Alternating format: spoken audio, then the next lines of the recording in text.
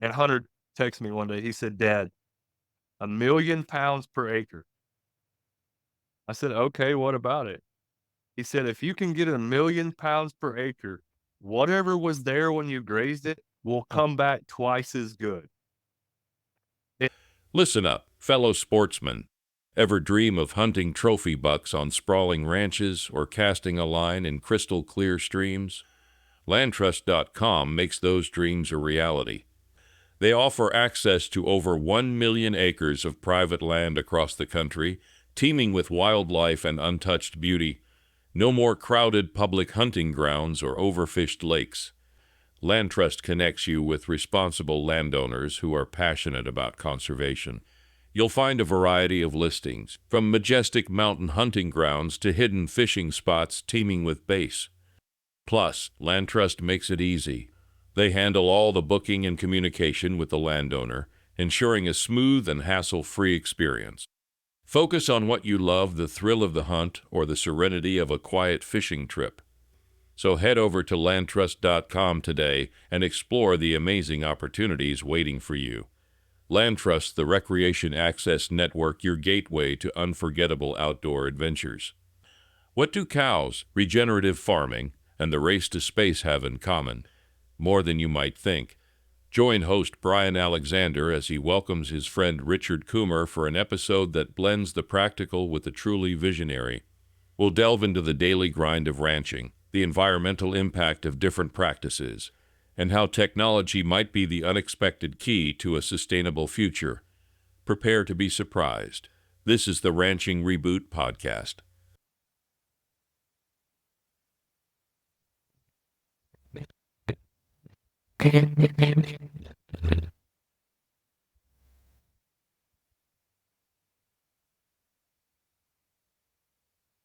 Good evening, Richard.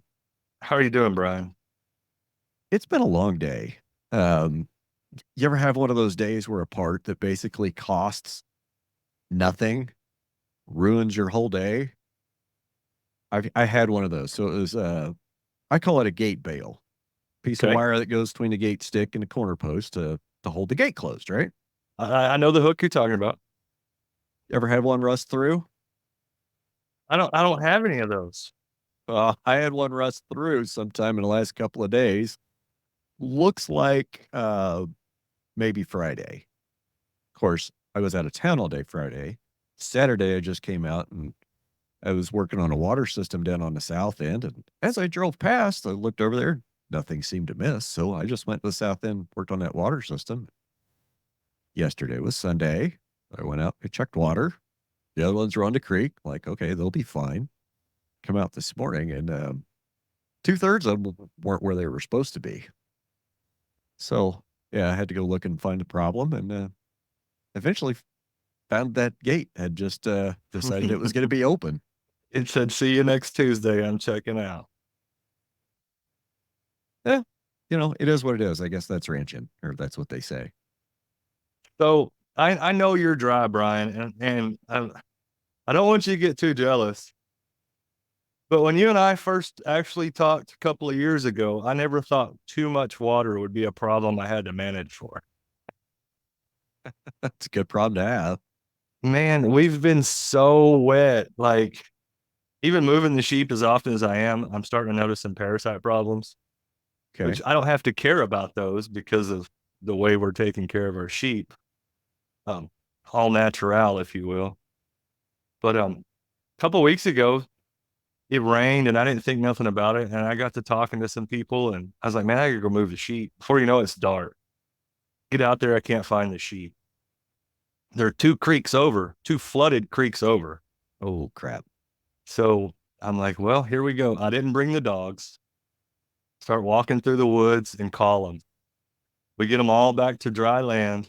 So I thought, I kept hearing these babies. It was the stupid frogs everywhere that were screaming. I'm thinking there's lambs. But yeah, we had 200 head of sheep trailing through the woods through two flooded creeks. And then you get on Facebook and everybody's like, well, what do you do to move your sheep? Or how do you bucket train your sheep? Keep them hungry, man. Okay. It was, I got to talk to Hobbs. Hobbs came up and did a seminar for us. Yeah. Yeah, I wanted And to try. I wish I could have made it down for that. I enjoyed his seminar, and we can dig into that later. But just getting to visit with Hobbs, like yourself, Hobbs, and Michael Kinsey are probably the reason. I'm not going to say the asshole I am, but as advanced in the grazing that I am, and I respect the shit out of you guys. Of course, you all know that.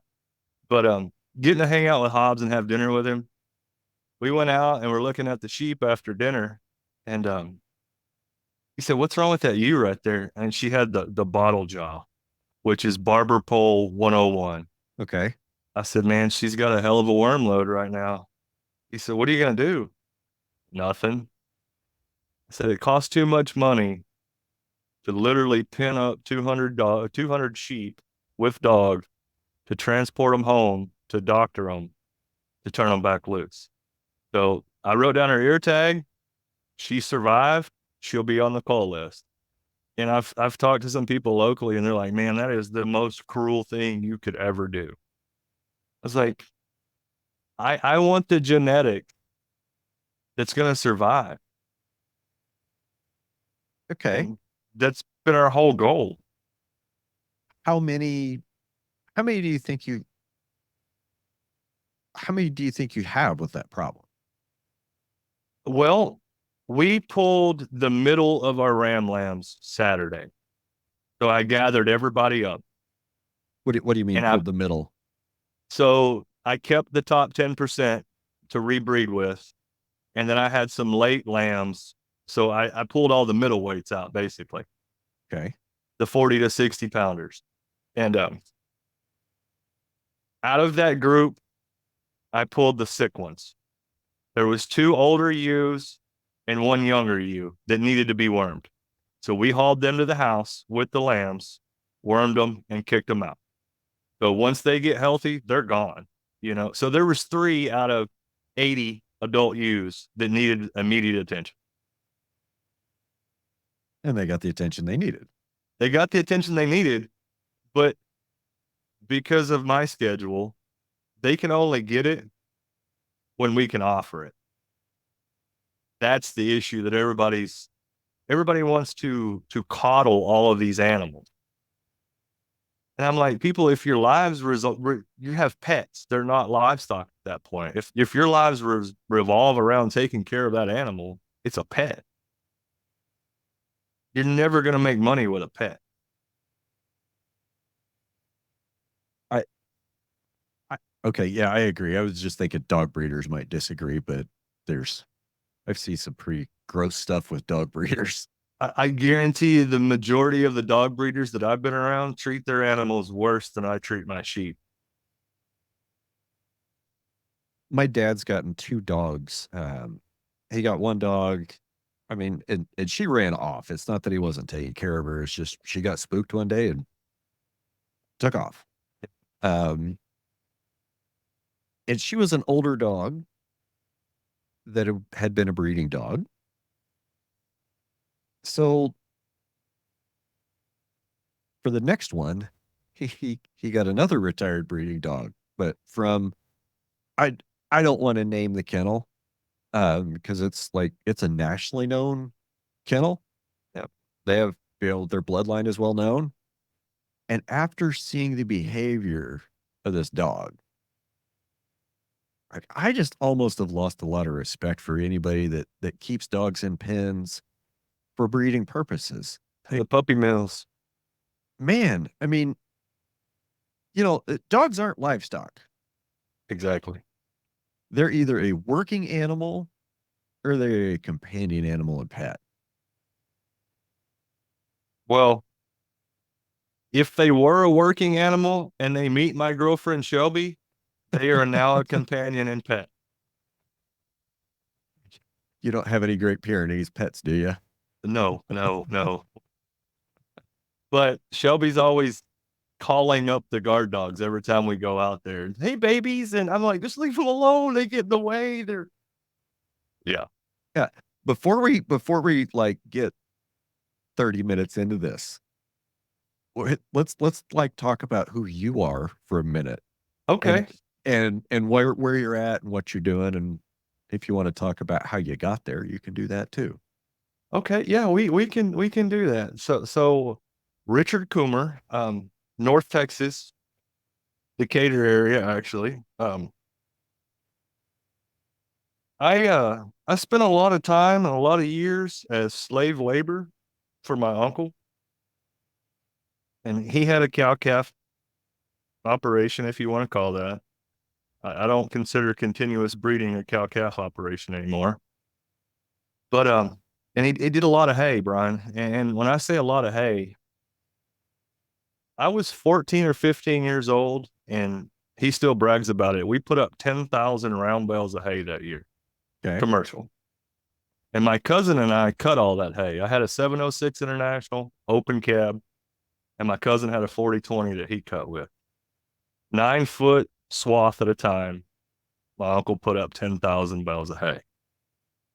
And he shook my hand and he said, "Thank you." And that was my ticket to know that there was never going to be any money in farming for this guy. So I joined the military. I was in the Navy for 8 years on submarine and got out. Yeah, bubblehead. Got out and chased the oil field around, and Hunter taught me into getting some cows, my son. And we tried it and we lost our asses, Brian. We buying hay and didn't know what to do. And I was traveling the country building wash plants, and I found TikTok. And in TikTok, I found two guys with beards, actually. And they were both out there. And I'm like, man, these guys are full of shit. They have no idea what they're doing. Well, one of them had a podcast. We won't name any names, but I started trying shit off in the corner, and it worked. I'm like, So we started trying to finish some grass-fed beef and go that big dollar marketing and everything else. And I realized I don't like people. Fair I don't enough. like being in front of people. I don't like trying to sell people anything. It's just not my thing. Not everybody's So cut out for it. the cows actually got out one day, Brian. And you've been down here. One of my properties is about 3 miles from the sale barn. And they got out and headed that direction. So I let nature take its course, and that's where they found a home at. Just got in front of them, opened the gate, and encouraged them to run right in the sale blind. They called Mickey and said, "I'm bringing you a load." He said, "When are you going to be here?" I said, "They're crossing the road right now." And we got out of cattle. And I miss cows because everybody wants to be a cowboy. That's the quintessential cowboy. Everybody wants to be a cowboy. And I've done my fair share of cowboying. But everybody's a cow expert. Everybody. If they got 2 or 200, they're a cow expert. Their grandpa knows everything there is to know about cattle. So we bought sheep. Nobody knows anything about sheep. All the people up in Oklahoma I know, they call them pasture maggots, but everybody has seen sheep, and everybody has heard stories about how the ranch was paid for by sheep, and then the son got cattle, and then the grandson lost the ranch. I've heard that before, I think. Well, going back to my uncle, when he sold my grandpa's home place and moved to Oklahoma, that's when I started really questioning, why couldn't he make it work right here? Wise County used to produce more grade A milk than any other county in the state of Texas. Okay. And now we can barely produce 2 bales an acre on hay. Is there even a dairy left? There is one active ADA dairy, and the old lady's like 97, and the only employee she has is her mentally handicapped son, and they only milk enough to supply their contract to Chipotle. 20 years. Took them 20 years to kill the dairy industry here. And that was mining their nutrients and not replacing them. And that's where I'm in the regenerative scene at is I've watched this county be very profitable in farming to now it's very profitable in farming houses. And it makes me sick, but we built a business model out of the hobby farms and the house farming around here. Is we got some small hay equipment and just keep it rolling. Maybe let's talk about that. Maybe some other ideas that you've thought of to, how do you say it? Like, I want to say mine the miners or farm the farmers. How are you mining those new, damn it, A lot. I don't have a word, but you know what I'm talking about, right? Well, You know what I'm getting at. let's back up a few episodes. You remember when you and Kinsey were talking about the urbanization of America? Yeah. That really hit home with me, and that's when we got into the hay business. And what used to be a section or a quarter section of land that had two 16-foot gates on it is now 10-acre tracts with 10-foot gates. So I got to thinking, what size of equipment would I need to be able to get in that 10-foot gate? Okay. And if I could put all 10 of those tracts of land back together, I'm still farming 100 acres, just doing it 10 acres at a time. And I really got out, and the tax exemption people, the county ag people, ag exemption, they've gotten to where if a property changes names, they instantly revoke the ag exemption, That's probably not a bad idea. which is a good thing because the taxpayers, I hate paying taxes. I'm just as libertarian on taxes as you are, Well, but taxation is theft. taxation is theft. But when they're using a piece of land and calling it agricultural exempt, and there's nothing but brush growing on that place, when there's guys like myself that are just trying, I don't own any land. I own this little spot here in town, and we got about 200 acres leased. But my biggest lease is 60 acres. So I would approach these people and help them get their tax exemption back. Put livestock on their land, put up some electric netting and run sheep through there once a year. It's being utilized, or cutting bale hay, or goats. Goats are great. And we even rent some cows on some people's places for them. And that was how we started building our numbers up, Brian. We might only be able to put 20 sheep on a place all year long, but we can put 100 sheep there for 20 days. And utilization has been the key.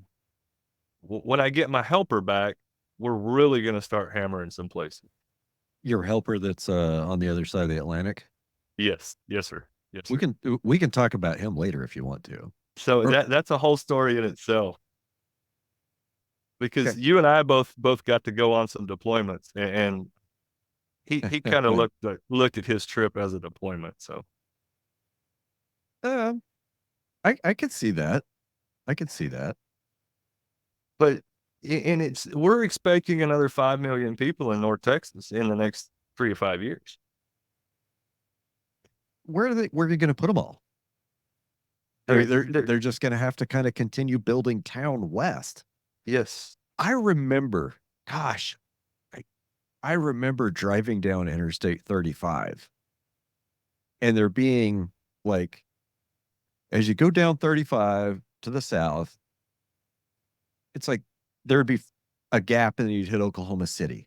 And then there's like there's like wheat fields, and then you're in Norman. And then there's some more wheat fields, and then you're in, Paul's Valley, and then some more trees, and then you're in Ardmore. Now it's like from the time you get about 30, 40 minutes north of Oklahoma City, just south of Ponca, it's like town from there forever. Town or casino. Yeah, it's nonstop. Town or casino, nonstop. And man, when you get across the Red River, there's nothing. Like going down 35, you got to get way west of 35 before it feels country. Brian, the first real open land you'll see from the casino in Oklahoma, so exit 2 in Oklahoma, you can't get to any open territory until you're just north of Waco. And that's quite a ways west too. That's good corn country, and that's the only reason that place hasn't been broke up and sold off. But all this mediocre land up here that was really only good for grazing is now housing. And when I say houses, they're putting 150 acres. They'll come in and subdivide it all up hire major contractors and do a master planned community through it. But now the state of Texas is making them build a school if they have over 100 homes. Well, that's probably good. Yeah, our school system's completely overwhelmed. Well, yeah. I was just thinking, probably most people that listen to this podcast that don't live like Western Kansas, Oklahoma, Nebraska, Eastern Colorado, kind of like the core of the plains.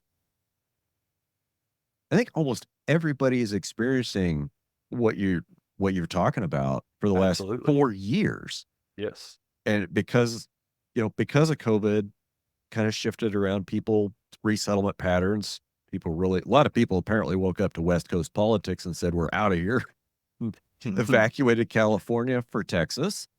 And kind of glad they didn't come here, honestly. Well, they already own everything big enough to own there with your absentee landowners. I guess that's true. And there's just not that much water here. Right. And the infrastructure that they demand, they only move to spots that have 5G, Brian. So just make sure they never put up a 5G tower anywhere near you and you're good. I actually have a 5G tower on my ranch. And then there's one 2 miles west and another one 2 miles east. So but it doesn't matter because I don't have cell service in the bottom of a canyon. If I get off a ridge top, my phone just goes dead. Hey, brother, as soon as you see the Starbucks and the Target, it's over. It's over. You might as well pack it up. Well, it's still 20 miles to a Dollar General, so I'm okay. Yeah, it's been, and looking back over the years, it's phenomenal. Like, I remember you could go to a restaurant as a kid here in town, and you might not know everybody, but 75% of that people in there would shake your hand because you knew each other, you went to church with each other, you worked with each other. Nowadays, it's bad. I was in town last week. We went to the Mexican place, grab a bite to eat because we didn't feel like cooking, and had to run to the grocery store afterwards. And we kind of debated whether we'd go to Medicine Lodge or Pratt. It's like, let's go to Medicine Lodge. It's, it'll be a little bit quicker of a trip. Well, it's only a quicker trip if you don't run into anybody that wants to talk to you. I ran into one of my chattier neighbors, one of the guys from, he lives in Lake City. And yeah, that was that. And then we're going to the grocery store. And this elderly gentleman who I knew, and I greeted him by name because they were also eating at the Mexican restaurant and then had to go to the grocery store. He looked me dead in the eye and goes, I'm sorry, I don't know who you are. You look familiar. So I told him who I was. He goes, oh, now I know. He says, well, I haven't seen you in a while. I said, well, I don't really come to town, but maybe once a week, if that. He goes, oh, good policy. Yeah, absolutely. Yeah. And that's what I tell Shelby. I said, I've worked way too much of the last 25 days, and I think I've spent more hours in the tractor than I've spent in the house. And she's like, why are you working so hard? I was like, because I want to get out of here. I want to flee the place I've called home my entire life.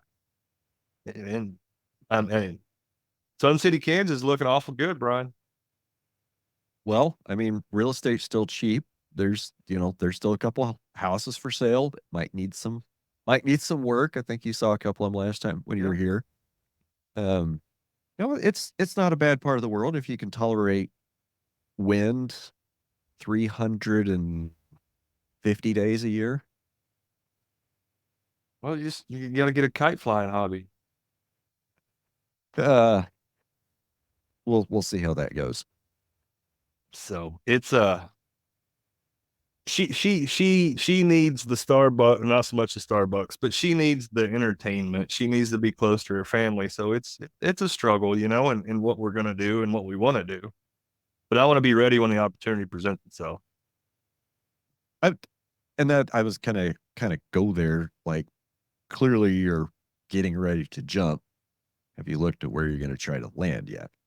It'll probably be up around Ardmore somewhere. because my town job, I may get to transfer to Oklahoma with my town job, still be employed in the state of Texas, so I don't have to pay Oklahoma taxes Yeah. because I don't want them stealing any more than they already do. So we'll see. We'll see what's going to shake out with that. Nothing confirmed yet, but Oklahoma is where I'm looking. I'd really love to go up and live near Sean and Jerica just to get to hang out with them. But That's like Ponca City, Oklahoma Ponca area, City, right? yeah. So for those that are bad at geography, that's kind of like north central Oklahoma. If you look at it on the map, it's exactly a straight line 4 hours north of me up 82. Okay. And it's weird. So that makes you 6 hours north and an hour west. I like the geography of it anyways. But yeah, Brian, I've been working stupid hours in a tractor that I absolutely hate doing. Okay. But I've noticed it's gotten me out in front of people. Been cutting a lot of hay, and people want to know how to make their hay better. And I tell them to stop cutting and baling it. And they're probably looking at you like, you make Like a living cutting hay, and you're telling me right. to make it better to stop cutting it? So I asked them, I said, do you fertilize? And oh yeah, we fertilize or we wheat kill or whatever. And I said, have you done a soil sample? Have you done any soil testing on your plate? Well, no, I just buy what the feed store sells me. Well, you're probably spending way too much money on crap you don't need. So, and I've gotten some people to actually do some soil testing on their places. And I tell them, if you don't want to buy fertilizer, you can stop buying weed killer. How the hell is that possible? I said, if you guys will plant veg, heavy veg, you'll have all the nitrogen you need. And guess what? We can cut and bale the veg. It's really good hay. And if it has seed pods on it, it's got so many minerals in it, animals will just slick off just eating veg. Well, I've heard it can be toxic. And then I quote Brian Alexander and say, well, water can be toxic at such high quantities. I mean, it's And true. I talked to these city people that have moved here from California. I cut 60 acres for a guy yesterday. He said, man, when I bought this place, the veg was 4 foot thick around here. I said, and now you use weed killer and haven't seen veg since. Well, yeah, I want the Bermuda grass.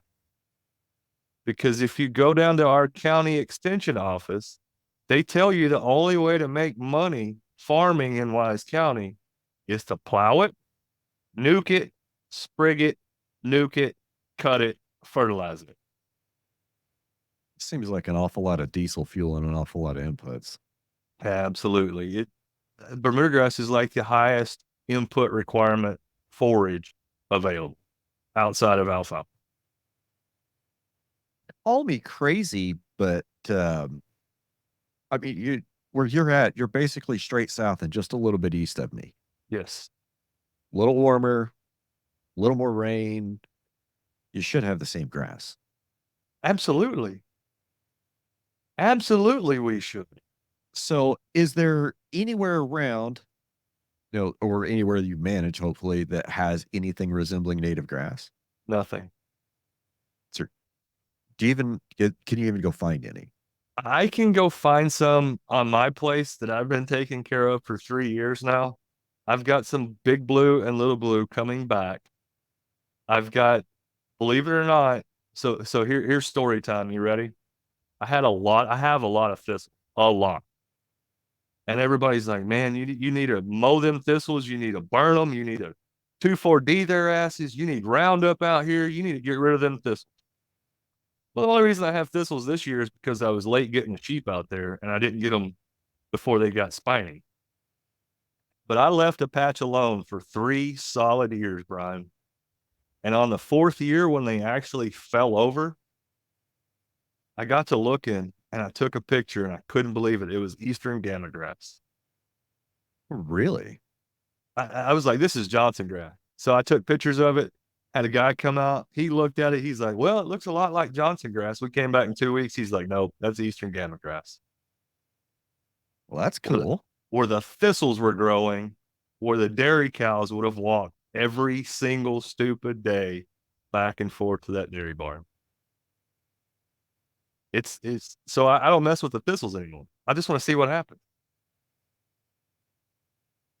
I wish I knew the secret to growing Eastern gamma grass. What moisture? I just must not get enough. Yeah. Well, Yeah. Adam, my friend Adam, Adam Isaacs out there in Canadian Texas. He tells me he's got Eastern gamma grass. Canadian Texas. That would be, and you know, Brett Pescick, the guy that did the cover crop seminar there for us, he's an offspring of your buddy Dale's.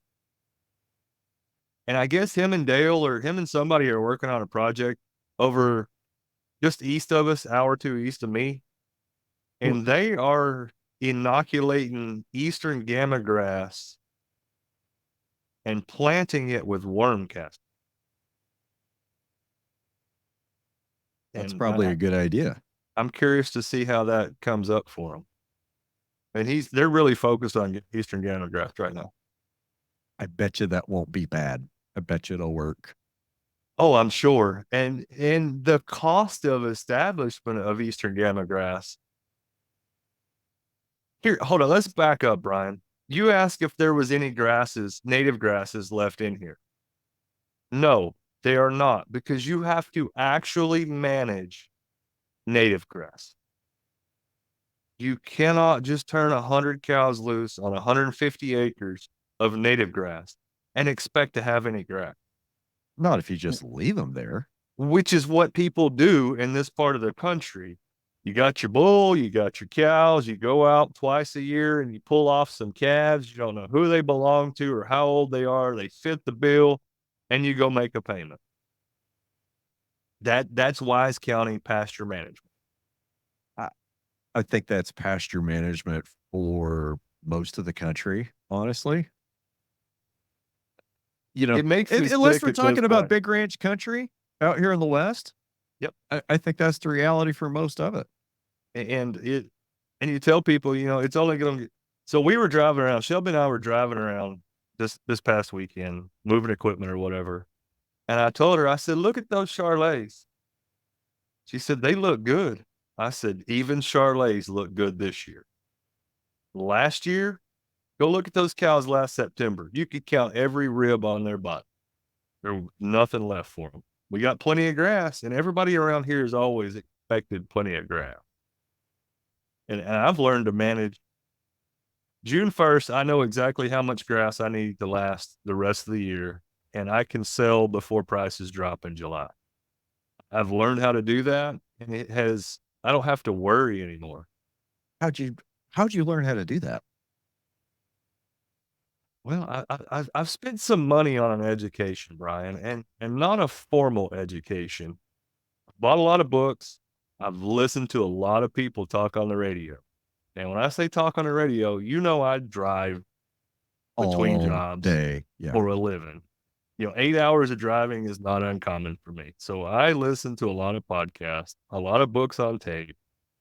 And I've spent a lot of money and hours on an education to allow me to be able to go out and look at my pastures and say, well, I've got 100 sheep days left, or I've got 300 sheep days left. And add 10% and make some cuts. But nobody's perfect, right? I cut and bale hay. I don't want to say as a living. I cut and bale hay as a hobby that makes money because my son needed a job and then left me to do it without him. But anyways, we put up 30 bales of hay for 100 head of sheep last year. We fed 12 of them. Pretty good margin. And then I got to thinking, I can way overstock on sheep because I need the density. So I can get these hobby farmers to give me 2/3 of their hay if I cut and leave a third there so the tax guy has something to look at when he comes around. Way overstock my places on sheep and get the density to where I'm actually lifting the brush back up. And lifting the brush is where I started seeing the native grasses come back. An old mesquite pile that the cows hadn't messed with in 20 years. They were just picking the grass that would grow out of it, run the sheep through there and destroy it. And now we've got some big blue stem coming up in places. That's pretty cool. So it's been I don't like doing soil tests. I don't like measuring with an outside source. I like to be able, observation is how I like to operate. So the more tips and tricks I can pick up by just observing something, the better off I am having real data. You don't want a soil test because you don't want to buy anything. Right. Why buy it? And the thought just occurred to me, and maybe that's why I haven't done a whole lot of soil testing either. Like, and I get asked that a lot, almost every time the new soil sampling firm comes to a conference I'm at. Always, they're always like, "Hey, have you thought about grid soil sampling?" Like, yeah, I sure have. What's it cost to do that on 7,000 acres of pasture? Right. And they start going, yeah, what you're talking about's really cool, buddy, but it has absolutely no practical use for me because I'm not going to buy anything to spray on it. Right. Yeah, exactly. I'm not okay. If I added some NPK or some N over here or some potash over there, it might help with this weed. Okay, well, why is that fucking weed growing to begin with? Macaulay Kincaid would say the weed's telling you something. The weed is telling Absolutely. you that the soil needs something. Absolutely. And can I deliver that on a 150-pound U package? We'll find out. And that's how we're running it. And my landowners won't even build a fence, much less pay for a soil sample. And I'm not going to invest money into their property if they're not willing to take that benefit and use it. And I think what you just said right there, the landowner's not willing to make the investment because they can't see it. Is a lot of it's because they can't see the value. You know, why do I want to do this? This costs money. Or it's not going to look as pretty. Getting the owner involved is like, that's always the hardest step. Yes. Yes, it is. And that's Hunter's main mission when he gets back is he's let's start talking about Hunter here for a little while. Yes. So he has, have you talked with Alex Johnston? Not in a couple of years. Okay, well, that's who he's working for right now or interning with. Okay, and that Alex was previous guests on the podcast. Yes. Talking about that was, gosh, I want to say that was probably like almost 100 episodes ago. Yeah, Alex like completely moved across the country to go do regenerative agriculture with landowners that wanted to improve their land. And so Hunter has been over there since February helping Alex, and they've been moving sheep a lot. They've been moving cattle a lot, and Hunter's got that down. But what he's been inspired by is what they've been able to do with that land and how amazing it is. And Hunter texted me one day. He said, "Dad, 1,000,000 pounds per acre."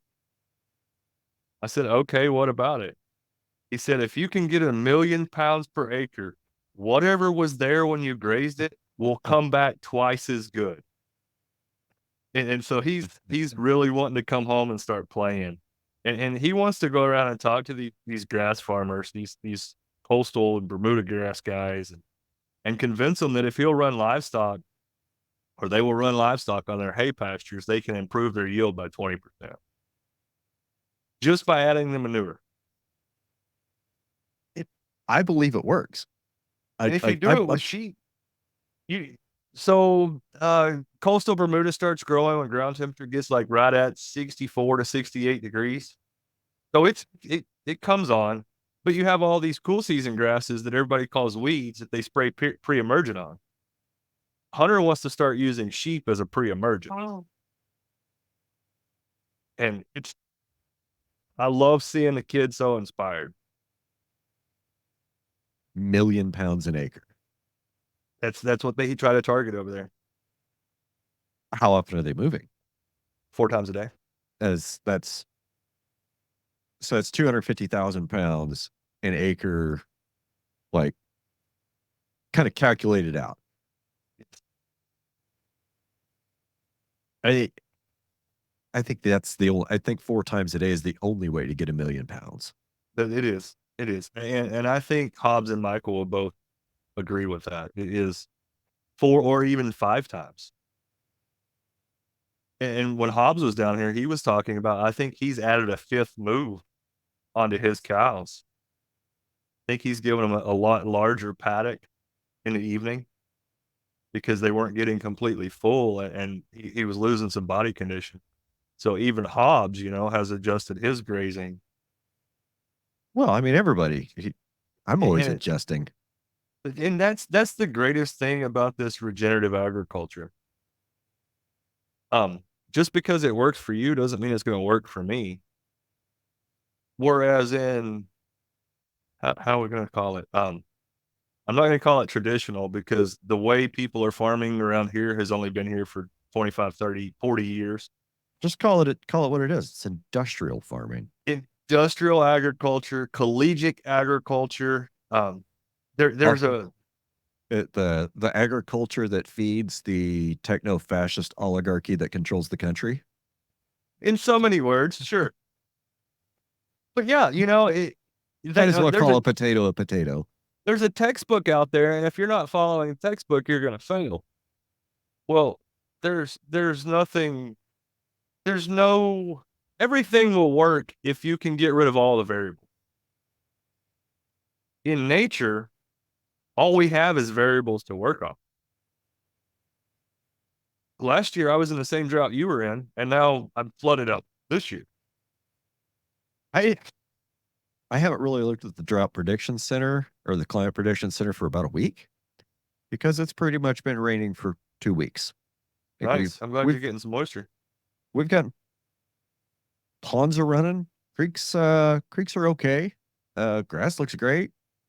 I think we're still a little bit behind, though. I'm not quite sure off the top of my head how much. But I won't feel bad telling you got 10.5 inches in 7 days. That's excessive. I didn't have any gullies washed on my place. I had plenty of runoff, but no trenches cut across my pasture or anything like that. You can't go out there and find topsoil. I didn't sell any or give any to my neighbors either. So I've cut plenty of pastures this year that have 3-foot trenches washed across them. And you'll probably be back to cut them next year. I'm actually trying to sell some customers on using a RanchWorks aerator because I want to buy one. Okay. But I gotta make sure it'll pay for itself before I ever put the order in. Okay. We were talking about Hunter. Okay, Hunter. So you and I both deployed. Of course, I was on a boat and you were on a target, but we both deployed. Yeah, it's a different experience. And when Hunter, before he left, so he moved to Florida. Last hay season was over. He decided, I'm going to go surf. I'm going to be a beach bum. Literally packed all of his shit in his car and drove to Florida.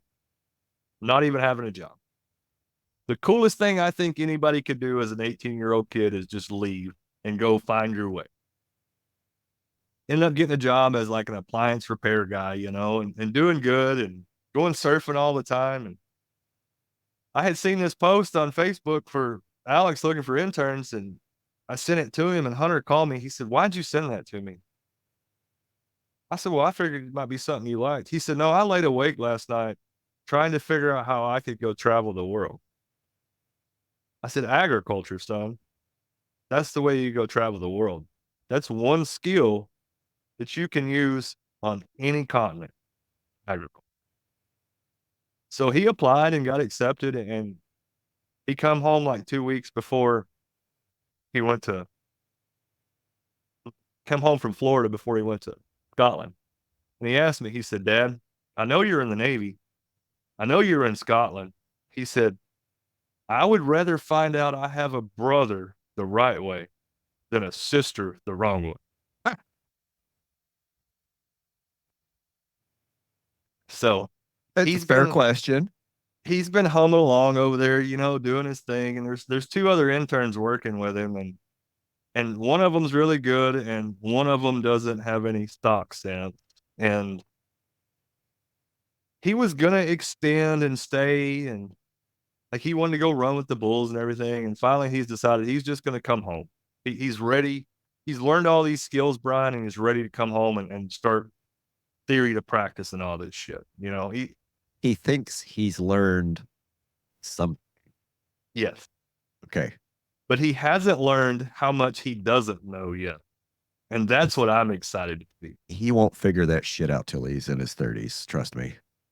Well, When so did you figure it out? I got a phone call one morning, Brian. You'll like this.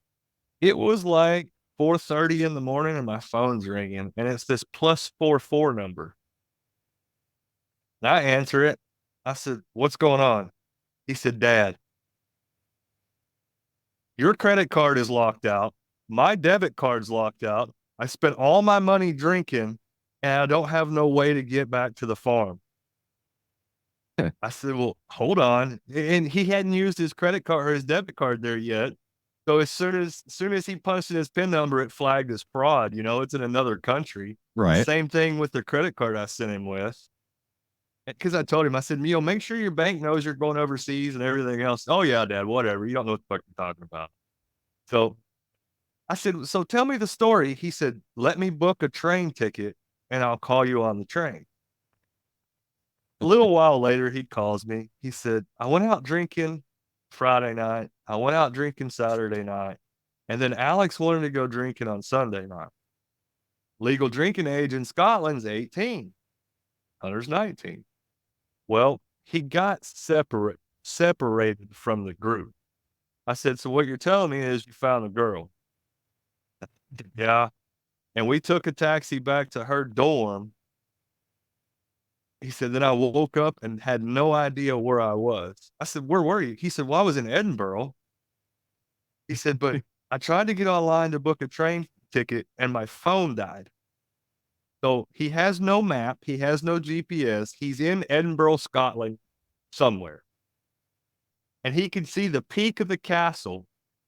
And he knew the train station was somewhere near there. So starts walking, walked like 7 miles, finally found a coffee shop that would let him charge his phone. And that's where he called me from.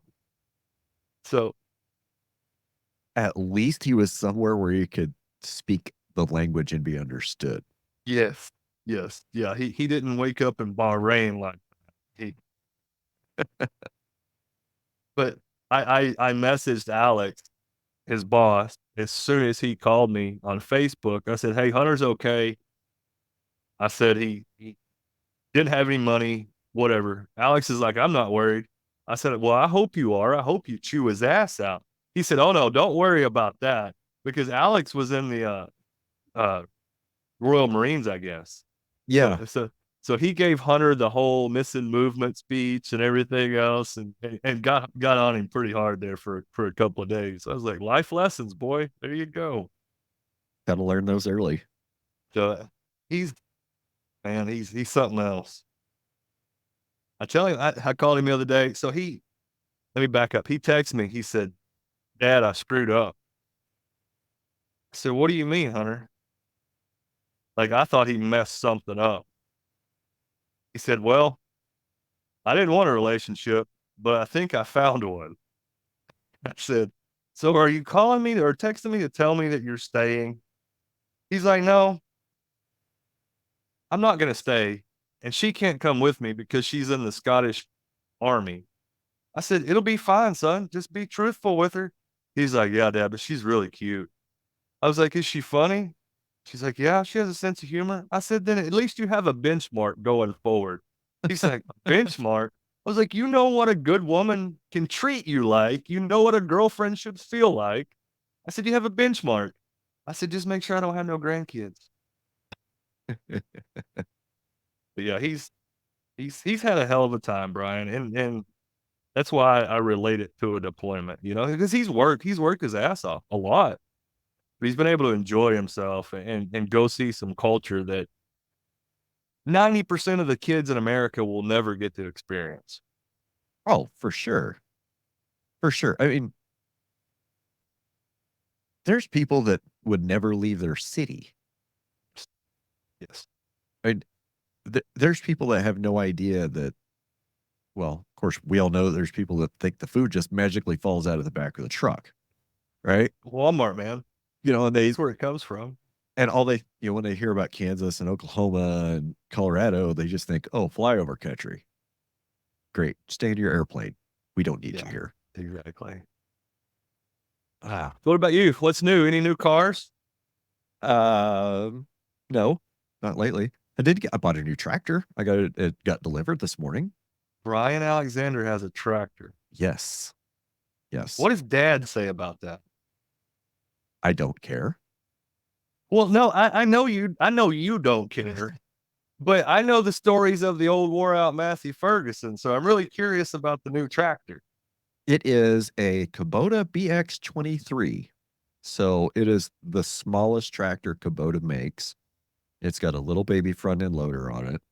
I've got a little baby 4-foot bush hog for it and a little baby backhoe for it. And it's for the here. house? It's for the house. Awesome. That's Tanya. Tanya wanted it. And the skid steer is spending way too much time here, moving things around in the yard and tearing up the yard way too much. Those honeydews get expensive, don't they? It just turned into okay, I'll do this and then you can do all your own jobs because I need my skid steer back. So yeah, I bought her a tractor so you get my skid steer back, kind of. Nice. Shelby was griping at me because I don't believe in mowing the yard. I want 6 foot tall big bluestem in my front yard. Well, it's been real wet this year, and we have some sandburrs. And she's like, "We need to get a lawnmower. We need to get a lawnmower." I really don't want to buy a lawnmower. I don't want to push mow the yard. I went to an auction, and I bought a 60-inch zero-turn lawnmower for like $500. It wouldn't start, dead battery, whatever. I jump it off, drive it on the truck, get it home, it's running like crap. And I have another old junky lawnmower that people have been robbing parts off of for years. Go out there, got a bent push rod on the one I bought. Go steal a push rod out of the other one, slap it in, fire it up. Shelby's got her a 60-inch zero turn now to mow the yard with. Nice. I don't want to mow the yard. I don't believe in mowing the yard. I just got attacked by a dog. You need a blue healer. You want me to send you a blue healer? No, I have something that's a blue healer is just a Belgian Malinois that smokes unfiltered cigarettes, drinks bottom shelf whiskey, and lives in a single wide. Absolutely. This dog we have, Tanya found this dog. You've got to come up and meet her. She's insane. Okay, so her dad is a blue healer, Catahoula cross. Her mom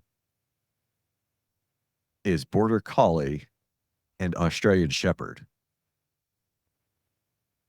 We're going to hurt something and we're going to hurt it fast.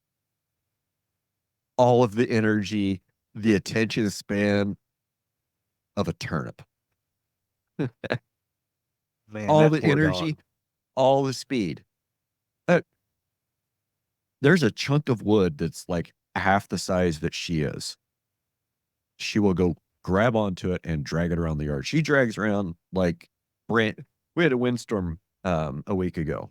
So I got everything cleaned up. Like she'll drag a branch that's like 7 feet with leaves and shit. Like she drags things backwards. It's always wonderful. We come, like, if she's been outside unsupervised for any length of time, it's always interesting to see what treasures she has brought us to the porch. They never drag them out of the way. They drag them to you. She hasn't started retrieving dead things and bringing them as offerings on the front porch. That's okay. If a receipt piece of paper falls on the floor, she turns it into confetti. Nice. Yeah. Yeah. She's a lot of fun. A lot of fun and a huge terrorist and a giant pain in the ass. So you got to meet Rue when you were down here, right? Yeah. The red dog. So that was Kenzie's dog. And there is that guy, something about him. He knew I was gonna try to breed her to my other border collie. And it wasn't 2 days after they finally locked up. He's texting me.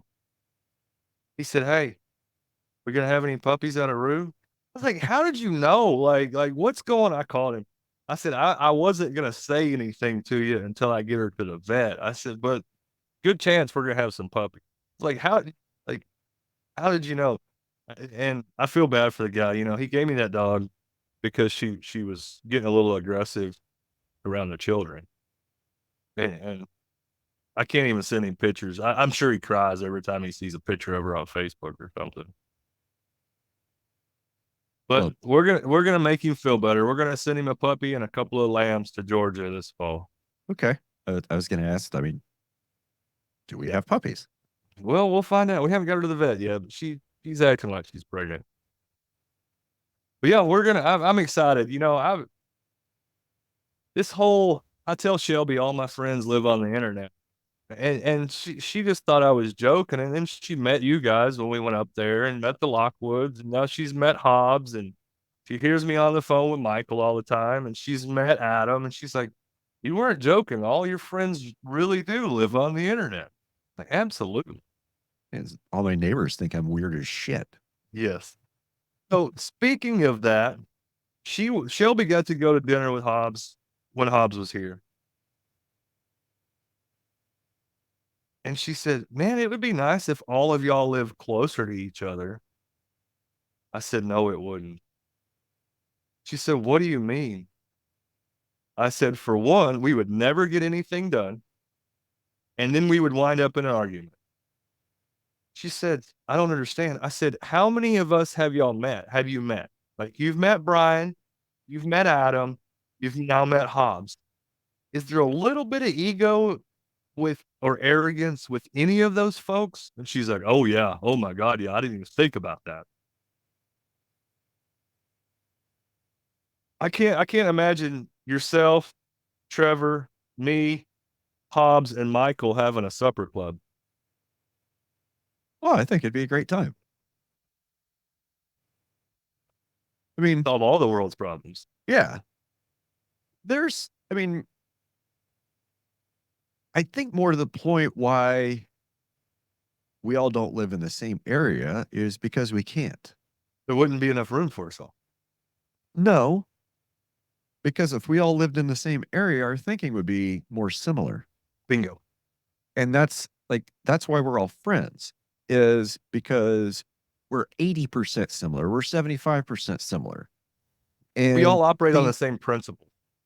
Same principles, but there are enough variables changed and there's enough geographic distance. We're not in competition. We never will be. Absolutely. So I don't have any secrets. Like, I don't care. Like, I'm not even in competition with my neighbors. I mean, and as soon as I feel the pressure of competition, I'll find a new niche to go occupy. I've got a pretty good niche right now. And there's not a lot of competition for it. I don't need to compete with my neighbors. Right. I don't need to have a wiener measuring contest. Mine's smaller. Get over it. Fuck, I don't care. I'll lose. Just race to the bottom. It's a pointless exercise because we can always invent something else that, we're better at, or, we can always come back next year and invent new metrics. And so you got to come down and go to, when Steve was here, you came down and hung out with us at our North Texas Regenerative Producers Workshop, or whatever we're calling it. and got to meet some of my local folks here. And that was based on a principle of bringing community together. But even those people there, there's very few of nobody's doing it on scale, except maybe TJ. But there's so few of us. Time out. You have a great group there. Okay, you have the seeds of a great group. Yes, and that's here's the thing. You know, I go to a lot of meetings, a lot of conferences, a lot of field days, tours. Yep. You know, like not so much this time of year because I'm busy trying to keep cattle trained and water systems and fences. And hopefully July, I'm going to go on the No Till on the Plains bus tour up to North Dakota. It's supposed to be just an awesome ride of a time. Aaron's saving me a seat on the bus. So I'm going to try to make that happen this year. But what I'm getting at is, like, your group's fine. There's nothing wrong with your group. Like, well, nobody does it at scale. Like, the people that do this shit at scale, you probably already know most of them. Right. That's the thing, though, is they're interested. They want to do it. It's almost they haven't accepted the change in thinking yet. And they're shameful, or they're afraid that their neighbors will throw shame at them. And I guess that's what I'm getting at. That's the issue I'm having to break and build their confidence, basically, that it's okay to do it this way. And a lot of my hate customers. It's okay to be weird. like Brandy came down to one of them. Brandy Iverson, Gage's wife, dovetail grazer, came down and brought her friend, and on TikTok it was. I said, "Welcome to the weirdness or the weird hood," and you come, but that's me, you know. It's cool to be weird. I mean, we're all weird. That's why we're all friends, Richard. That's right. So, what time of year do you take vacation, Brian? This year, probably November to February. Okay, that makes sense. And I don't know what that's going to look like. I think hopefully by July, by the time the bus tour rolls around, everything will be dialed in, systems will be trustworthy, cattle will be trained, and like it'll just literally be coming out and going, "Hey, come on, cows!" Open the gate, and then you're done. Like we still have some training to go right now. we're working on that, but yeah, hopefully I'll be able to get away. I want to be able to come down. Like I've been talking about doing a road trip, like coming to do a podcast on the road. I got to make that happen this late summer, this fall. So that's definitely a goal. Try to swing through Texas. I think I want to try to get up to Montana before it gets cold, if I can get that done. Maybe one. I want to go to Canada. I want to try to make I'm thinking of loops, like kind of loops that I can drive. You know, like drive 4 to 6 hours would be and have a break. Yep.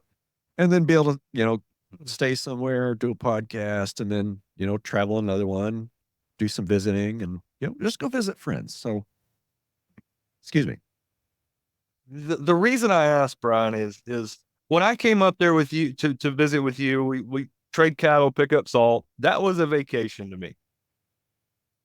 I have never in my life had a real vacation. Ever. I would say I took one for the first time this year when I went to Hawaii. And Shelby and I are going to the Dominican Republic 4th of July with her sister, brother, and her brother-in-law, her mom and stepdad. All of us are turning 40 or 60 this year, it seems like. So we're going on a real vacation. That's awesome. Never had so much anxiety in my life. Why? Because I'm not working. And evidently I'm a workaholic, Brian.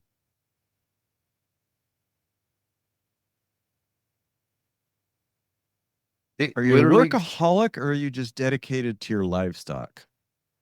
No, it's not about do you have the problem trusting someone else with your livestock? Oh no, Hunter will be just fine. He'll be back. But no, it's just the fact that I won't be going to work. And that's why my whole life, it's just been nothing but work.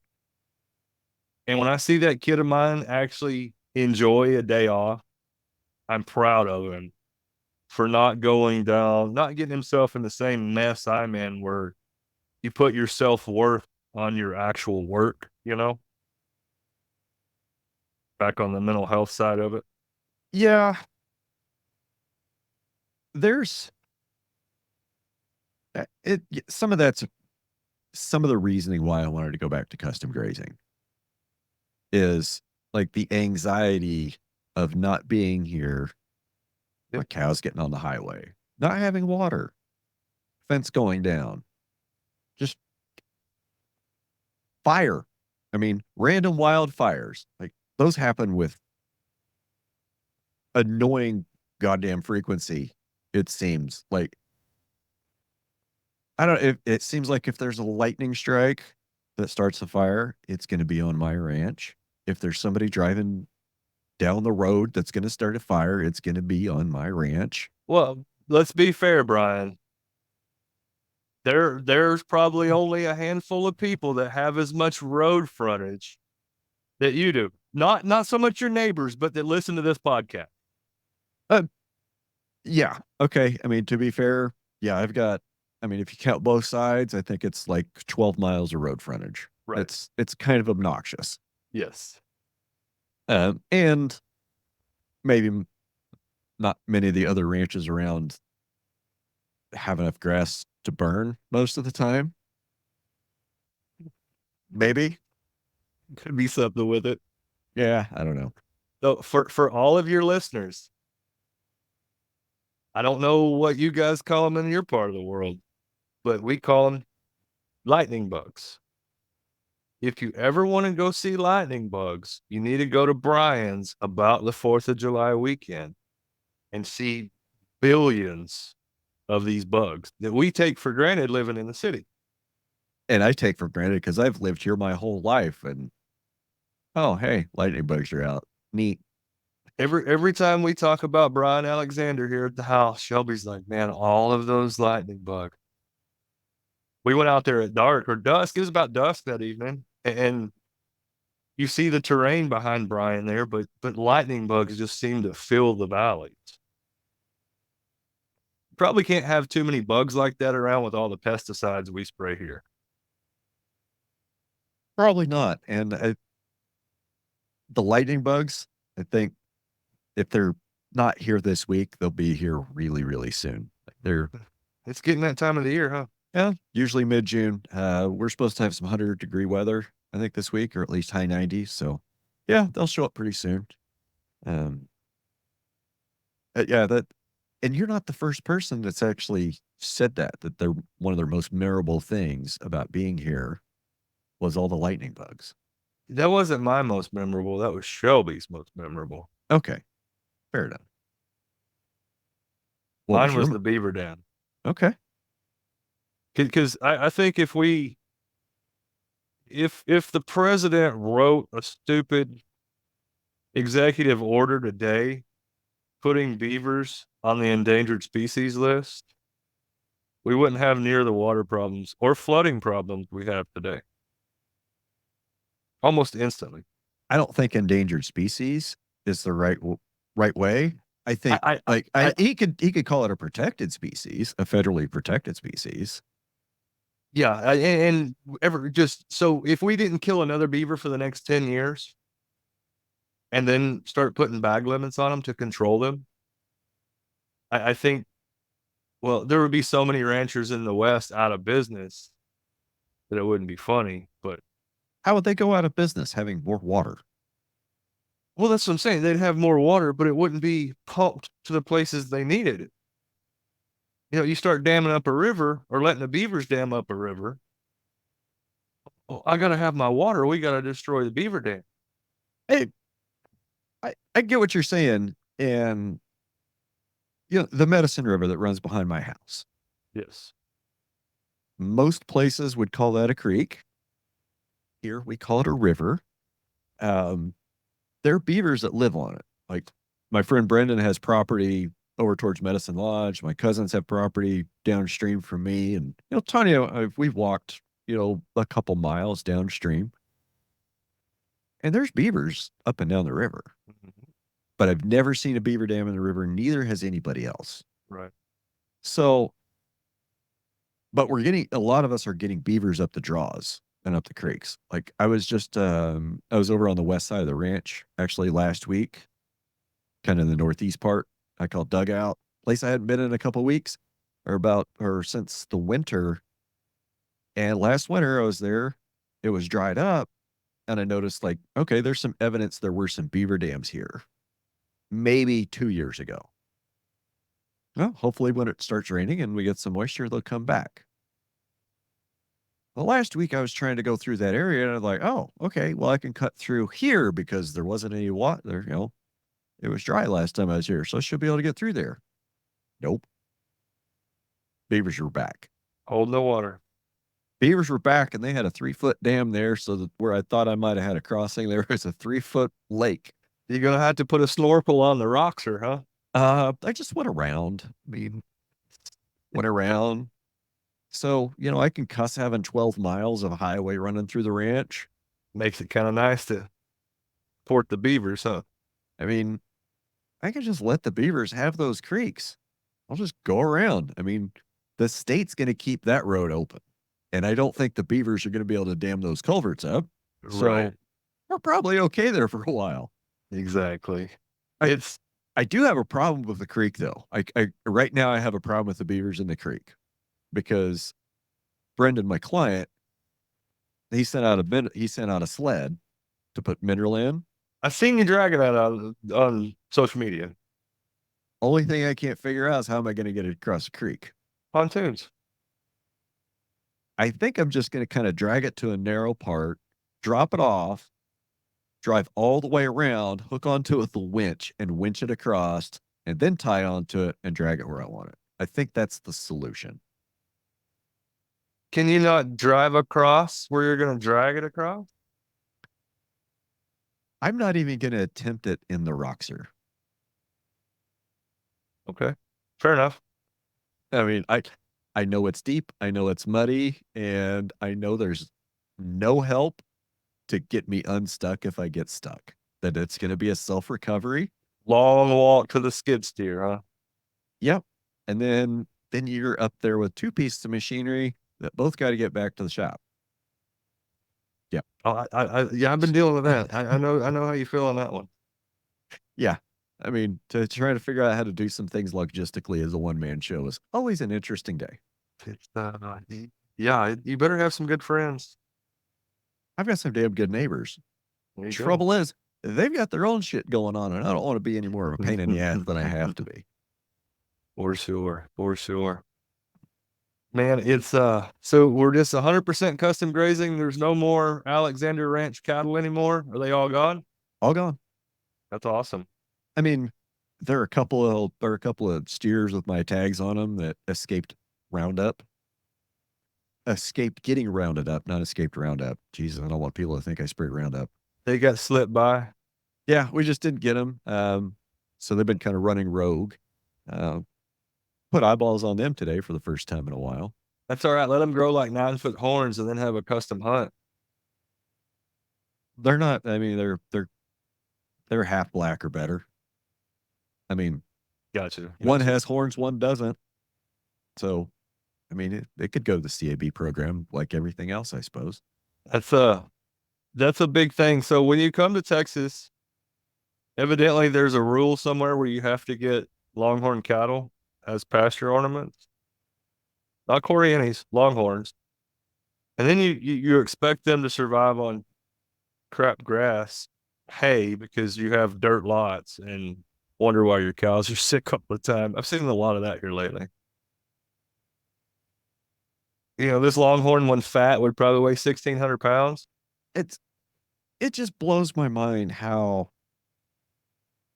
if you don't want your calves to have health problems, don't calve in the pen. Right. calve in the Wait, pasture. you only have I 5 won't be able to acres. find them.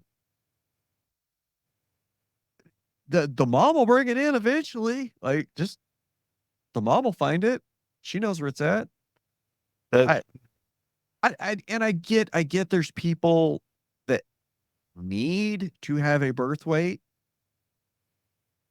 There's people that just absolutely need to have that information. I'm not that guy. Me either. I had a big screw up with my last breeding season.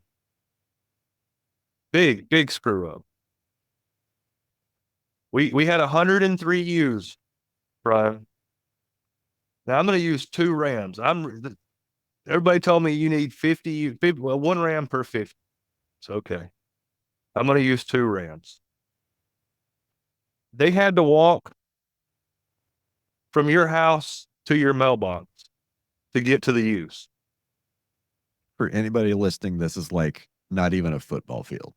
Yeah, that's the only distance they had to travel. Move them out there together. Before they got that far, one of them decided to kill the other one. Just got in a fight, cheap shot, got him, he's dead. Great. So I was talking to the guy we have sheep with, and I said, what are we going to do? I said, I think we ought to just see how many he can breed. But we turned him out with 103.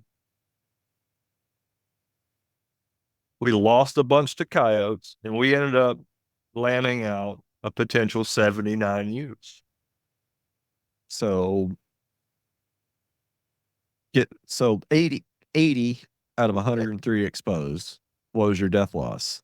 Well, no, I had coyotes kill 27 head. Oh, okay. So that was off. That's already off. Yeah, the that was my 103 death loss. already reflects that. Yes, okay. Yes. So let's just use 80 potentially bred ewes to 1 ram. I only had 2 that did not lamb at all. So they're gone. Everybody else had twins and triplets except for 2. No, I'm sorry. We had 5 singles. Everybody else had twins and triplets, 2 sets of triplets. 1 ram. So I think we have it, and had he not covered all those ewes, it would have been a costly mistake. So I understand the economics of it. But with any breeding stock nowadays, I feel like we're hedging our bets and we're only making our livestock worse for it. Keep going. You follow Jared Lockwood on TikTok. Yeah, I haven't spent a whole lot of time on TikTok lately, though. But they have a bull, and his nickname is the King. And when I came up to your house 2 summers ago, that bull was 2 years old, and he was little. He's a heifer bull. He looks really good now. I'm rolling my eyes at heifer bull. No, he was bred to be a heifer bull, and they are covering 9-month-old heifers with this bull. Okay. They now have 400 babies on the ground and a 4-year-old bull. They turned him out with 130 heifers, 9-month-old heifers, got 103 calves on the ground. 1 bull. 1 bull. It's absolutely only 1 bull. So the genetics still exist, but to protect our wallets, we're not letting our genetics express themselves. Flying out of fear. I mean, look, you hear guys say, like, I've heard everything from 1 in 20 to 1 in 50. Like, and when you tell the 1 in 20 guys that you're like 1 to 50, they freak out. Yep. You tell the 1 in 50 guys that you're 1 to 20, and they're like, oh, look at you, all fancy pants Rich McGee over here. How do you spell chauffeur? Yeah, how do you spell chauffeur? And but in reality, how many bulls do you see, would we have seen if we were Comanches? How many bulls would we have seen running with 1,000 cows. Oh gosh, a lot. A lot. And They had to reproduce. and there would be ones with dominant genetics Yes. that would keep the inferior ones from reproducing. There would be, I would feature to guess that like wild populations, like deer, elk, moose, there'll be bachelor herds. There'll be girl herds with a bull, and there'll be a bachelor herd. Yes. I don't think, Crazy. I suspect bison were very similar. I think so too. And a hormonally balanced animal is going to whip the shit out of any other bull, ram, buck. That's why bucks fight. They maintain a territory. Okay, so you asked me if I had any of my own cows left. There's about 25 of them on the ranch because two of my clients, Brendan and Tim, both kind of believed in what I was doing enough to buy my livestock and pay a good price. Right. That made me feel really good. Absolutely. And as a special bonus, I get to see those cows and the calves that I put in them and watch them grow. I just don't have to, and get paid to do it.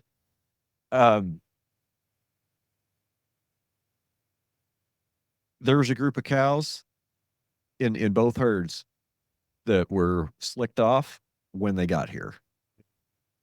All of mine, all the ones that they got from me, they were still wearing their Alexander Ranch tags. I mean, they're slick. They're slick, shiny. They came out, hit the grass, and went right on the gain. There ain't a single one of them that remembers me and remembers how to move properly, though. Hey, man, we had to make a truck ride. We did a data dump and we did it. Teach us again. Yep. We're learning again. It's fine. It's fine. I do think the heifers kind of remember where some of the tanks are. The ones that are back where they grew up, the ones that are down on the south side, I don't blame them for not knowing where the hell they're at because they've never been there. Right. Yeah, I'm sure that was bittersweet for you. At the time, it was just it was just a business decision. More than Amen anything, to that. More than anything, it was a business decision. I mean, I saw there was an exit point where I could take the exit and not lose my ass, or I could stay on the interstate and maybe get off later with my shirt or hit a train wreck, but maybe just be able to get off with my shirt. And I said, I don't like people. I mean, I like people, but going out and selling, farmers right here market, with you, brother. Right farmers here with you. market, that ain't me. That's for the Adam Ricks of the world. I don't want to spend my nights, packing beef orders and then packing beef orders, taking them to town. That's not how I feel the valuable use of my time. So there were a lot of things that were just kind of stacking up as, like exit this business, stay in this business. And spent a lot of time looking at it. And there was also a huge financial thing, like what's winter feed going to cost versus what can I get out of these for right now? Right. And how much more cost am I going to put into them for the winter? And who knows what the market's going to be like in 6 or 9 months.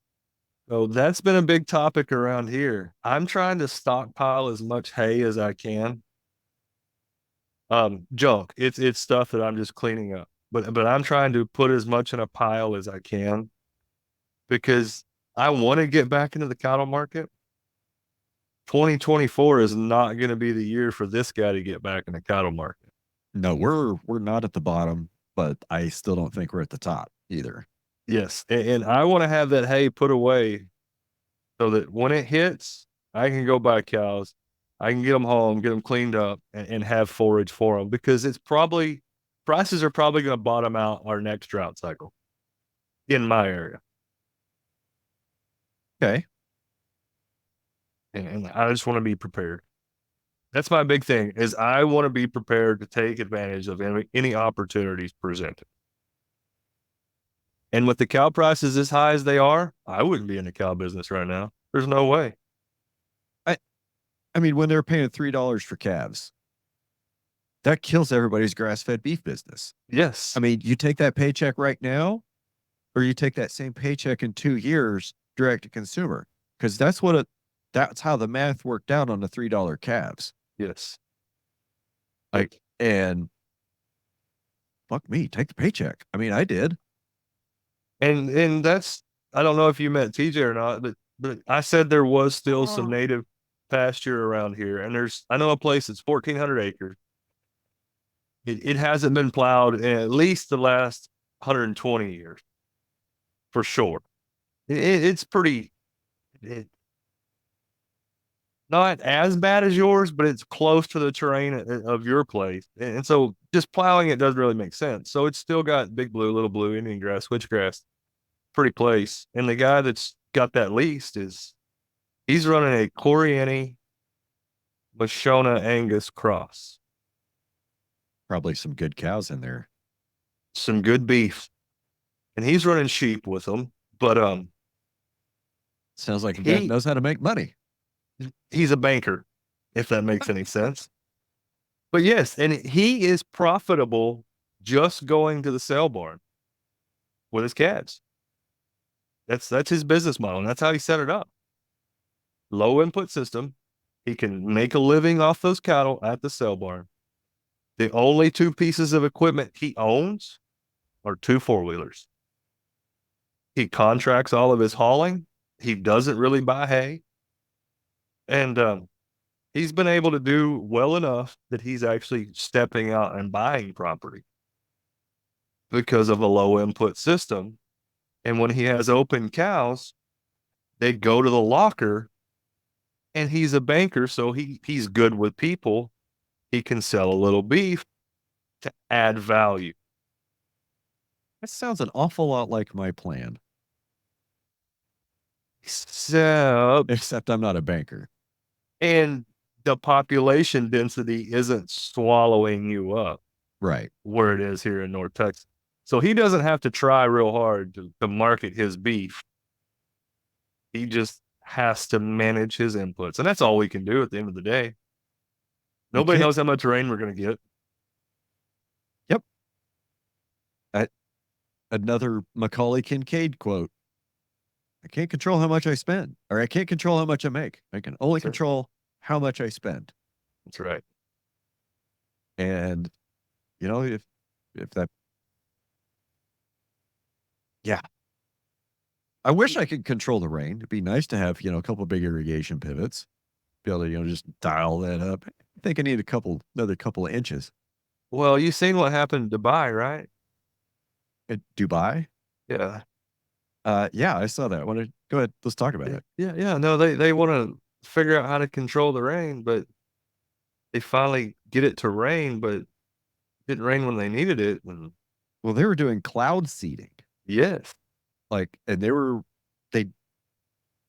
It's my understanding that they'd been doing it and having it rain in early afternoon every day. And then one day it just said, guess what? It's just going to rain. It was really an absurd amount of rain, wasn't it? It was everything was flooded. Yeah. Flooded. The desert was flooded. I mean, look, I'm not sure if anything is real anymore after AI and ChatGPT. Yes. I see some Elon Musk shit that is completely fake that I was buying it for quite a while. Where were we at the other night? Starlink came over.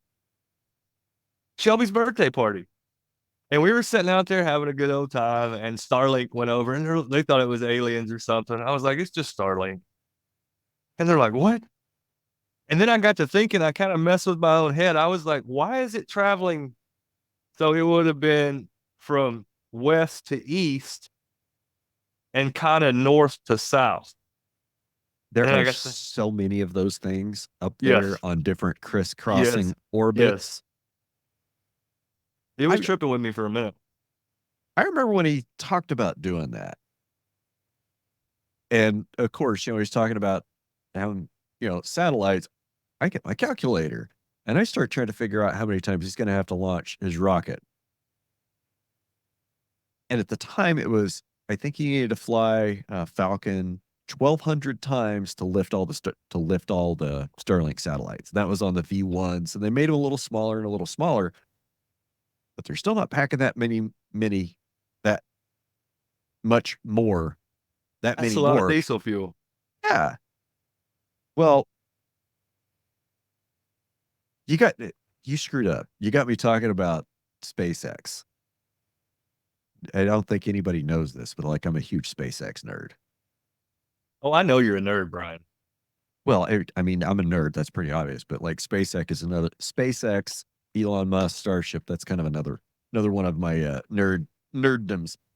I actually stayed home Thursday morning to watch Starship launch.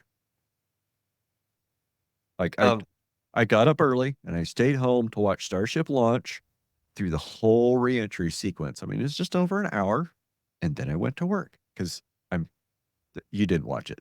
Did you even know he flew last week? I get to go watch them test them all the time. Oh, Meridian. Yeah. He's got engine test out there. We got a customer that has a site up on the hill, and you can sit and watch everything perfectly from the customer's facility.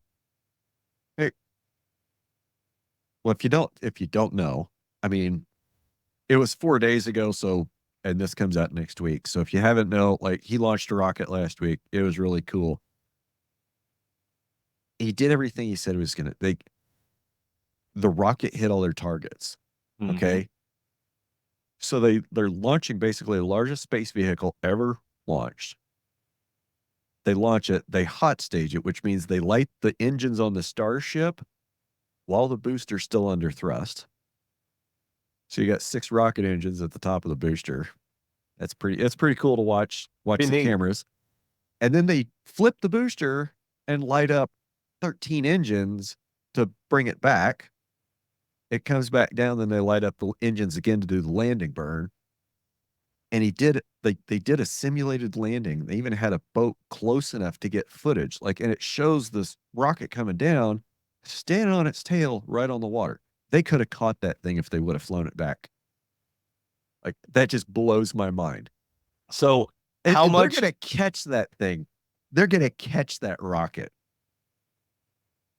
How did you pay attention to the build? Were they on time and close to budget with that build? I am a SpaceX nerd. Okay, that is one of the my YouTube feed. That's what I watch. I have a couple of different channels that I watch that give me my SpaceX recap of the week. Right. So I know what's been going on down there. I think this was ship 29, booster 11.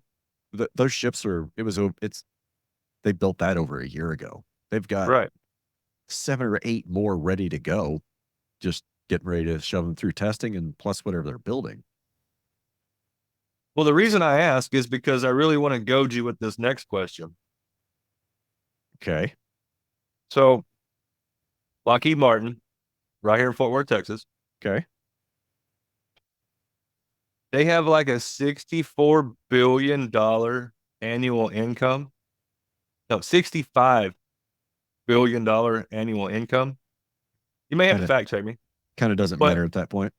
Only $4 billion is from anybody other than me and you. The taxpayers are the number one income source for that company. Well, they're a defense contractor. Exactly. But they've never been out of business, ever. So we've never been in peacetime or never looked at anybody like Elon Musk to build something for us. Even though keep going. Even though every new jet that has been designed or tested has been behind schedule and over budget. That's because it's a government program. It's designed for waste. But yes. And that's just a symptom of the system. I mean, like, say it with me, everybody. We live in a techno-fascist oligarchy. It's a tiny little club. We're not in it. We're not in it. Okay. We are not in it. We are definitely not in the club. And, you know, the CNN let's talk about how the economy is doing, the stock market. You know, the stock market's up. The American, the economy is doing so great. People are doing great. No, they're not. People are suffering.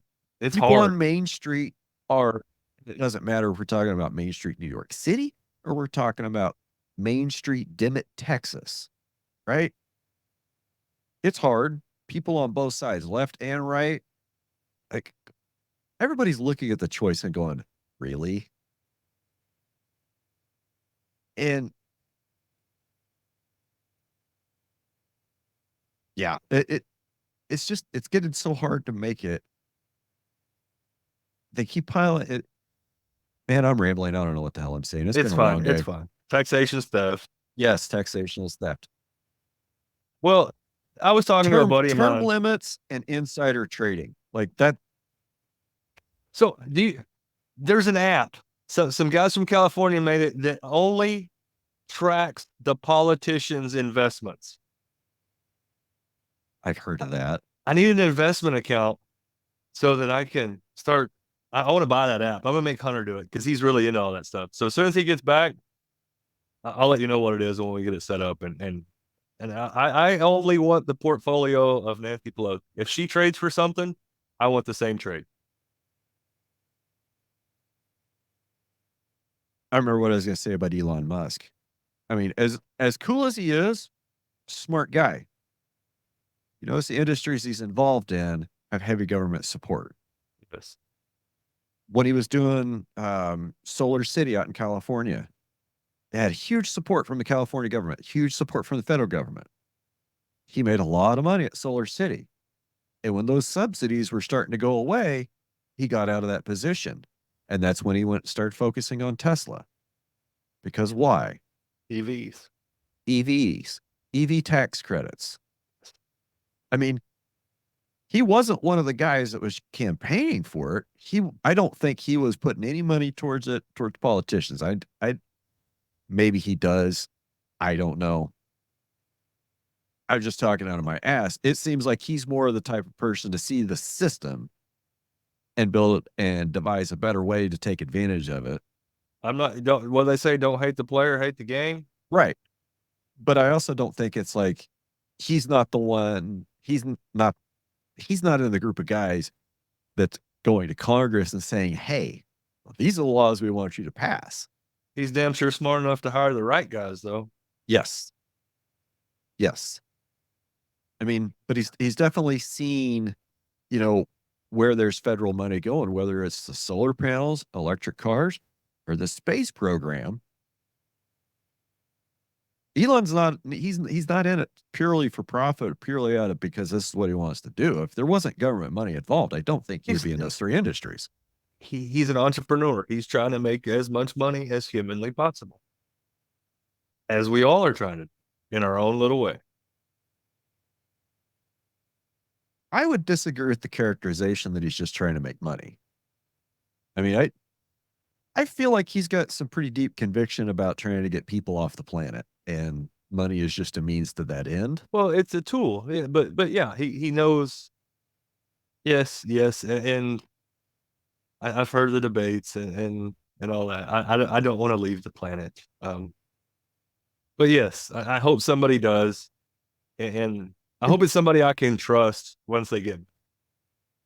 So in 10 years, when Elon's got his Mars colony, like when he's trying to get it up and running, if he called you as like, Richard, yo, I need somebody to go to Mars and manage sheep and build soil, you're the guy. I hear you're the guy. You're the expert. And I want you to go to Mars and regeneratively graze sheep in a dome. Nope. Are you going? Can't do it. You wouldn't go? I can't. I won't. That's not. I have zero interest in that. Really? I don't want to do it. And the reason I would send Hunter. I would tell him I got a mini me that knows everything I know. He probably wants to go. And that's why I work so hard, Brian, and everybody out there listening. Is there was nobody out there working to make sure I was given something or had something to take over. And that boy is the reason I bust my ass every day. Is one day I want him and his kids to know they're taken care of. And agriculture, regenerative agriculture, has been the tool for me to deliver that to him. And I'm content. I love growing grass. I love microbiology and studying and learning, but it was all there was a reason behind it. And I'm getting closer to that goal every day. And it's guys like yourself and everybody we've talked about that have encouraged me and talked to me and don't give up. And we've all had our hard days. We've had a lot of hard days, all of us. And sometimes you just got to be reminded of that goal. So I could care less about grazing sheep, to be honest. I would love to have a herd of farmer cows and go dump them a bucket of corn every day just to get to look at them. I'm not going to have that herd, but as deep as I am into this, and as much as I've learned, it was all for a purpose. I've loved it. I love the nerdhood. I love it. But I'm just saying, had it not, I would have never gotten this deep had I not been trying to achieve a goal. And grazing sheep on Mars was never that goal. Fair enough.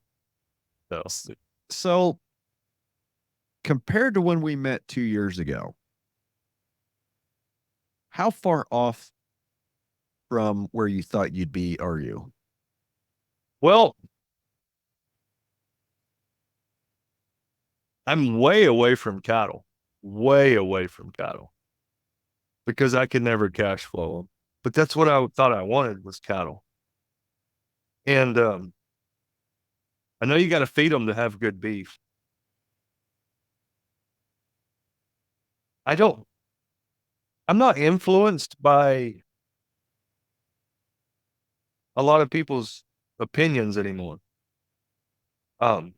People telling me, well, it'll never work that way.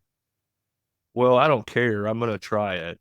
Or that's never going to work. Or you can never run 250 head of sheep. Oh, I'll just build a double decker trailer. Like Brian, I want to come run 1,000 head of sheep across your ranch one time. Like those are the goals I have. I would have never had those visions or goals or even thought it was possible. Brian, I've got right now 140 head of sheep on 3 acres, moving them. Okay. Like that's a lot. But once they're all grouped up, you're like, oh, there's nothing here. But just seeing what's happening, like, even though you guys told me it was possible and everything else, I didn't believe it. I was like, they're full of shit. Like you can't have that much grass turn around this quickly. I can show you pictures of that place out there that was nothing but sand and rocks 2 years ago. And there's grass growing there. Here's what proves how quickly it comes back. Go mow something. Like, how fast does your yard come back? People, how often do you have to mow your frickin' grass at your house? All right, look, I'm not talking about you special snowflakes that graze your front yard with cows at 1,000,000 pounds an acre. Okay, that's what I want. That's the goal. The special snowflake Trevor. The normal people that cut their grass with a mower. If you haven't cut your grass in 12 days because it's hot and dry, guess what? We're in a drought and you should go move your cows. Or get rid of them if you don't have anywhere to move them to. If you have to cut your grass every other day because it rains so much, like watching the grass as it regrows after a mowing should give you some insight into how your grass and the pasture is responding after a rain and a graze. Yes. That's what I'm saying. I have so much thatch left over from the winter ryegrass that it has slowed the warm season growth because I was late grazing it. I have to change my breeding program so I can be back on that place in time for the cool season. Like, it's problems I never thought I would have.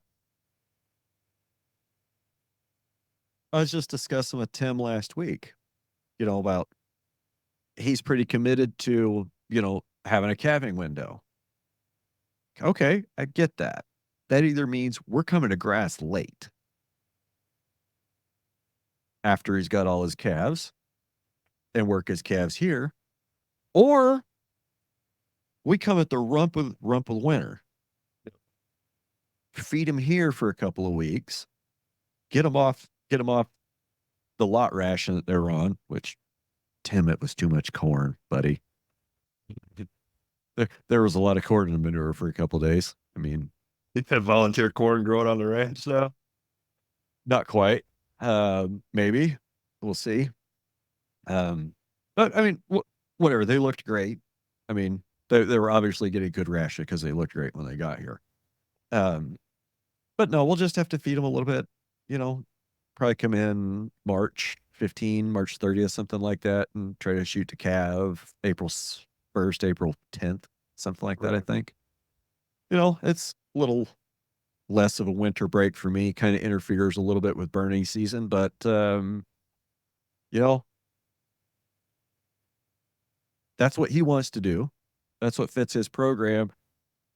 And I think it's the right move. So I'm going to make it work because I want to keep him as a client and I want to keep that relationship. And I think it works. So that's awesome. So we were talking about Hunter earlier, and the coolest thing I've taken away from his experience so far is they're not worried about their sheep having water. Okay. Evidently, there is so much moisture in Scotland that the sheep can get its entire intake of water from the grass it eats. I can't even fathom that. Yeah, for a guy that's grown up in the plains, right? That does not compute. And unless they're lactating ewes, they're not worried about making sure they have water. Blows me away. That doesn't compute. Think about all the places you could graze if you weren't worried about water. Yeah. I mean, it's amazing. I could get a lot of density in a lot of places that cows won't go right now. Yes. Just because it's isolated and I can't get water there. Yep. So it's getting late, but I want to throw something at you and I don't need a response. But Hobbs and I were talking about frequency. Having been on a submarine, I know VHF, ULF, all the different frequencies.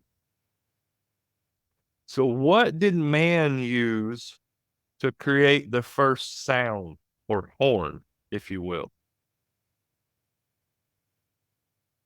What do all of our animals have on their heads and feet that could help transmit or not transmit or receive a frequency? And we know that fungi communicate via a frequency. Okay. Keep going. Talk to Hobbs about it. Talk to Kinsey about it. We've all kind of bounced it around differently. Without man's interference, I think the livestock know more about what's going on with the land than man ever will, because they're genetically programmed to be able to be a part of that communication cycle. Okay. I'm buying what you're selling. And it's the horns and hooves that make it possible. I don't think we as humans can listen as well as livestock or animals in general can, because we're not as connected to that communication channel. And that's my nerdness today, and something I've been thinking about quite a long time.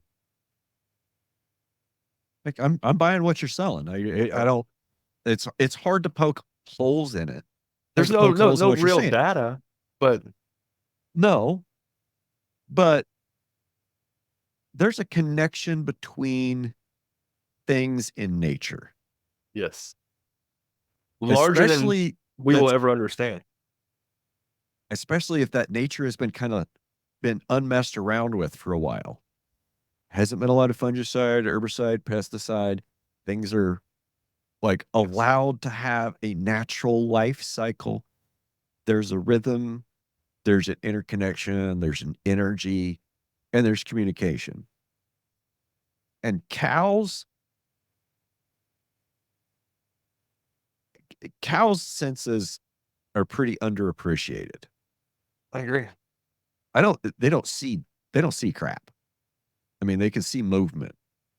How's a cow finding her food? Yes. She's finding her food with her nose. She's detecting threats with her ears. So you pay attention to where her ears are going. That's what the cow's paying attention to. I'm with you. But it makes so much sense that a cow finds what it's looking for through its nose. That's how it knows what plants to eat. I mean, and taste and smell are very connected senses as well. We look at a dog. Like everybody knows how awesome a dog's sense of smell is, like especially a bloodhound. You know, they can be trained to smell anything through anything. A shark can smell what? 1 drop of blood in a cubic mile of water or some ridiculousness. Yeah, I don't, but yes, you're absolutely right. And you look at the nose on a cow. I mean, we look at a skull. There are just enormous passages, huge areas in there, in the nasal passages. They're not just there as voids. I'm sure they're covered with sensors and nerves. The tongue, the beef tongue. Yeah. Look, it's massive. It's almost as big as their heart. And that's where all their taste receptors would be. You gotta get it in there to the receptor. But just going back to the whole frequency or sound, imagine hearing, because humans can hear that frequency of 1,000,000 pounds per acre, all licking, chewing, and stepping in unison. Does that trigger some type of, via sound or whatever we're going to call it, some kind of response from the biology around that affected area? Well, putting on my reductionist scientist hat real quick. If the theory is sound, then you should be able to make a recording, isolate the sound, and play it back. The sound is only one piece of the entire system, though. And that's, we as humans in reductionist theories, we try to take all the variables away, and that's all we have is variables. Nature is all variables. Nature is variable. So Hobbs said something to close it out. And where do all the major sporting events take place in the world? On a freshly manicured lawn. Yes. Or AstroTurf, but yeah, generally nice fresh green grass. All the city parks, fresh green grass, nice and manicured. Humans desire to be behind a severe grazing event. Golf courses, baseball, football, soccer, city park. We're kind of hardwired to like that, Yes. to like that nice green manicured look. And if all of us could get back to grazing, not just kicking cattle in a pasture, I think as a human species, our anxiety, depression, everything would lessen because we would have that fresh grazed event right in front of us anytime we went outside. That's a good visual. I like it. Good place to end. Where can people find you, my man? Really just Facebook and TikTok, and show up at the house. But no, it's Hat Creek Farms on Facebook, and I think it's Hat Creek Farms on TikTok. Okay, I'll look it up and I'll make sure we get links in the show notes. So appreciate it, Brian. Tanya wanted me to tell you hello and give Shelby a hug for me, bud. I will. And I know we talked about a steer at one time, and I just now got a truck that I would trust to drive to Kansas. But I'm hoping you found a home for him. Yes, he has a home. Good. Hey, thanks for your time, man. Take it easy. Take care, man. Later. See you, gang. Have a great week. Thanks for listening to Ranching Reboot. If you enjoyed today's episode, be sure to like, follow, subscribe, and leave us a review on your favorite podcast platform. Your support helps us reach more ranchers like you who are ready to reboot the industry. And don't forget to share this podcast with your friends and fellow ranchers. Together, we can build a more sustainable future for ranching. Until next time, happy trails.